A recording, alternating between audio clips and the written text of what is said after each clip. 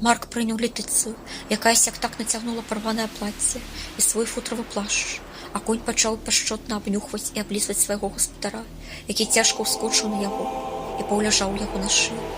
Неяк яны выдвінуліся з маёнтка. Міхась не хацеў чакаць дапамогі, да і часу ўжо не было, бо прыцемкі хутка набліжаліся і мароз крапчыў. Марк крэпка трымаў летыцыю, захінаючы яе ў футра, і ў думках рухаўся самымі страшнымі словамі з тых, што ён ведаў. Гэта ж надо было такое ўтварыць, думаў ён.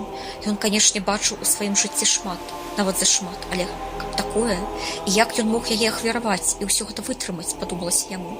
Цяпер ён зразумеў, чаго Міхась усім загадаў завязаць вочы, бо каб ён гэта ўбачыў, ён бы такога ніколі не папусціў. Калі ён пачуў яе крык, ён ужо быў гатовы сарваць павязку, але ж ён абяцаў яму не варушыцца пад страхам жудаснай клятвы. Геранім быў увесь белым, як палатно. Потым, калі яны ўжо прыехалі ў замак, абмылі раны Міхася і перавязалі, і летыцыя магла больш-менш рухацца, яны пакінулі іх з манашкамі і самі пайшлі ў гасцявы пакой побач, каб не перашкаджаць у лячэбных справах. Яны сядзелі за цяжкім дубовым сталом Крысціяна і не глядзелі адзін на аднаго, хаваючы вочы.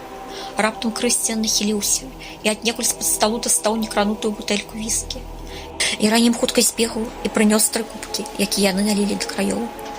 «Я яго ненавіджу», – раптам вымовіў Крысціян у запале. Ён нагадваў натапырэнага падлетка, які пасварыўся з бацькам. Пад яго вачыма зляглі вялікія чорныя кругі. На твары былі бачныя пацёкі слёзаў. «Дурань ты, зусім малады дурань, нічога не ведаеш і не разумееш», – вымовіў Марк і прыцягнуў яго да сябе. «Паглядзі на мяне. Ты думаеш, дарога ў нябёснае царства праходзіць па розах? Па розах, праўда, ды толькі з такімі шыпамі, што яны парэжуць цябе, як вострыя мячы, пакуль ты дойдзеш да яго. Каб туды трапіць, патрэбна пакінуць на зямлі сваю плоць і кроў. Шмат крыві. Пакуты не вечаць плоць, але ж умацоўваюць душу. Толькі трэба памятаць, для чаго яны. Ты думаеш, яму нужна ўлада над сусветам? Вось памяні маё слова, калі ён пераможа, а гэта абавязкова здарыцца, ён так і будзе жыць у памежжы. Ну, можа, крыло да замку яшчэ дабавіць. Яму не трэба ні пачытання, ні рабалепных халопаў.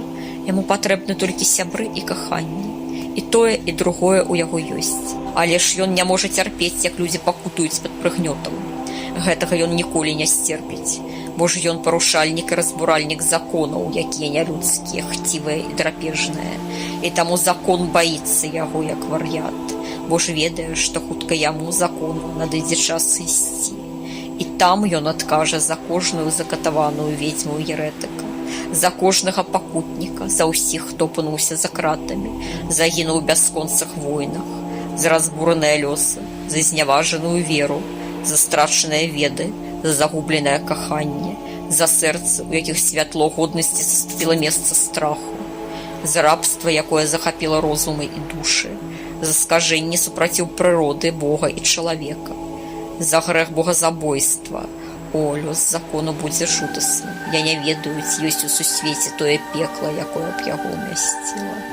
Марк усміхнуўся. Крысціян прыціх і слухаў. Геранім нават адставіў кубак. Раптам дзверы расчыніліся, і на парозе паказаўся Міхась. Бледны і яшчэ слабы, ён тым не менш выглядаў даволі ўпэўнена.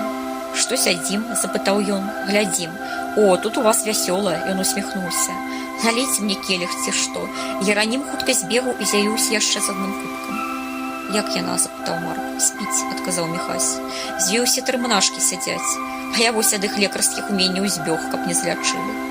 «Ну і добра, правільна зрабіў. Крысціян, налівай», – загадаў Марк, і ў кубак палілося залацістае віскі. «За тое, што вы засталіся жывымі», – прапанаваў ён тост. «А тое пасля тваіх рытуалаў нават мне жудасна. Яшчэ мае быць сустрэча з Азраілам і драконам», – змрочна вымовіў Міхась. «Але ж гэтых я бяру на сябе. Азраіл не вораг нам, але ж небяспечны, тое праўда. Патрабуе асаблівага абыходжання. А з драконам, мне здаецца, я хутка дамовіўся. Нешта мне падказвае, што яны ўсе хлусяць, і нешта ад мяне, ды ад яго хаваюць». «А цябе не шкада яе было?» – раптам запытаў Крысціян. Міхась з жалем глянуў на яго. «Ты мяне запытваеш? Адкажы сам на сваё пытанне, але ж запомні, там, дзе адбываюцца рэчы пэўнага ўзроўню, няма месца жалю, літасці, міласэрнасці. Яна сама абрала гэта і была гатовая на ўсё. І ведаеш, што я адчуваю?»